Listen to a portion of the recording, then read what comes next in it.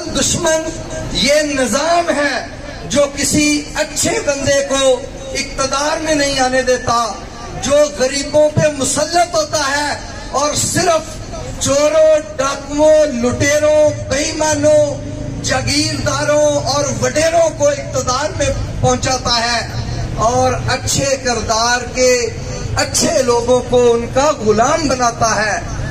عوام پاکستان اس ملک کے روگ کا مداوا انتخاب کسی صورت نہیں ہے، بلکہ اس کا مداوا اور علاج صرف اور صرف مستفوی انقلاب میں ہے۔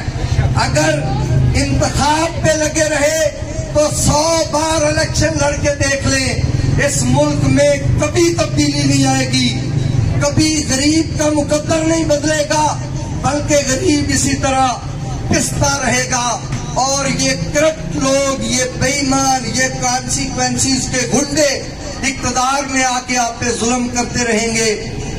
اگر آپ واقعی اس ملک میں تبدیلی چاہتے ہیں تو ڈاکٹر محمد طاہر القادری کی آواز پہ یکجا ہونا ہوگا، اس سسٹم کو پہلے بدلنا ہوگا اور پھر انقلاب کے لیے اٹھنا ہوگا۔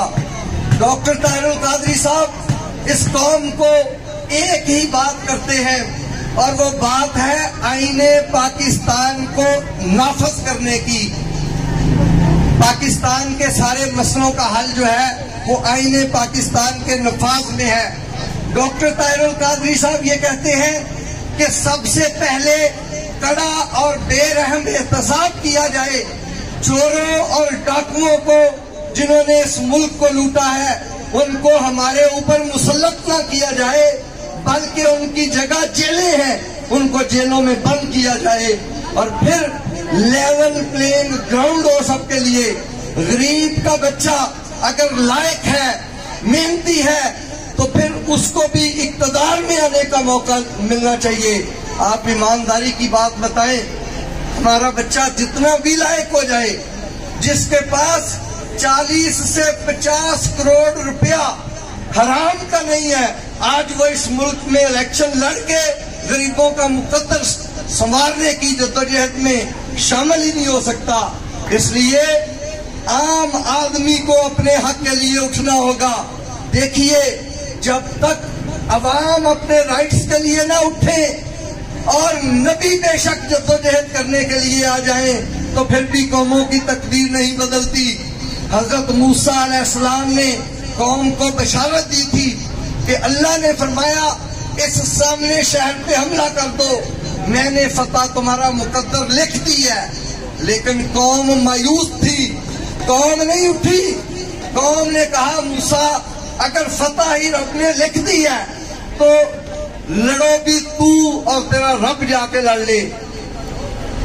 جوانیاں لٹائیں گے، انقلاب لائیں گے، جوانیاں لٹائیں گے، انقلاب لائیں گے۔ میرے عزیز دوستو، قرآن کریم کہتا ہے کہ وہ بزدل قوم جو باہر بیٹھ کے یہ تو کہتی رہتی ہے کہ حضرت امام حسین کا رستہ حق کا رستہ ہے، لیکن صرف 72 لوگ ان کے ساتھ اٹھتے ہیں، یہ جانتے ہوئے کہ وہ نواسہ رسول ہیں۔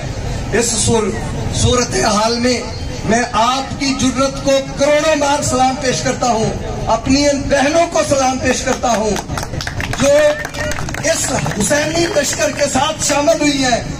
دیکھیں، انقلاب کی ضرورت ڈاکٹر طاہر القادری کو نہیں ہے، انقلاب کی ضرورت پاکستان کے عوام کو ہے۔ آج یہ بات سمجھ لیں، ڈاکٹر طاہر القادری صاحب نے آج سے 8 سال قبل آپ کو اسلام آباد میں بلایا تھا، پکارا تھا اور یہ کہا تھا کہ لوگوں، پاکستان عوامی تحریک یا ڈاکٹر طاہر القادری اکیلا اس ملک کے مقدر نہیں بدل سکتا، عوام کو نکلنا ہوگا۔ آپ کو یاد ہے اس وقت بھی کروڑوں سلام ہے آپ کو کہ آپ سردی کی ٹھٹھرتی راتوں میں آپ میرے بھائی اور میری بہنیں نکلے، لیکن قوم ٹی وی کے آگے بیٹھ کے یہ کہتی رہی۔ علامہ ناصر عباس جیسے غیور ساتھی نکلے حسینی مشن کے لیے، قوم ٹی وی کے آگے بیٹھ کے یہ کہتی رہی کہ ڈاکٹر طاہر القادری صاحب کہتے تو ٹھیک ہے لیکن ان کے ساتھ حسینی لشکر کے سپاہی نہیں بنے تو اللہ نے 9 سال ہو گئے ہیں، 9 سال ہو گئے، کرپٹ سے کرپٹ تر لوگ آپ پہ مسلط کر دیے، باہر سے لا کے لٹیرے پھر آپ پہ مسلط کر دیے گئے۔ اے عوام پاکستان، ڈاکٹر طاہر القادری صاحب آپ کو آواز دے رہے ہیں پھر سے، اگر اپنے مقدر کو بدلنا چاہتے ہو تو ان ظالموں سے آپ کو اپنا حق چھیننا ہوگا، ان ظالموں کے خلاف کھڑے ہونا ہوگا۔ اللہ تعالیٰ میرا اور آپ کا حامی و ناصر ہو۔